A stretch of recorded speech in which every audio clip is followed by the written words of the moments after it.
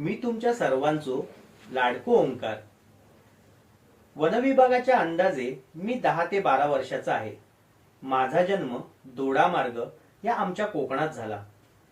वनविभागाचं असं मत आहे की मी कर्नाटक मधील रोकडी हत्तीच्या कळपापासून आलेलो आहे.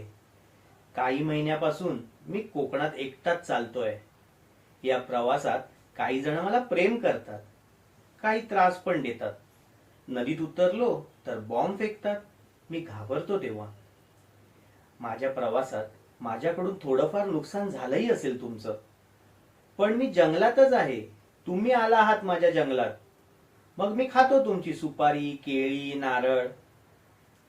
सध्या मी माझ्या मोठ्या कानांनी ऐकलं आहे की तुम्ही मला अंबानी काकांच्या वनतारा प्राणी संग्रहालयात पाठवणार आहात म्हणे.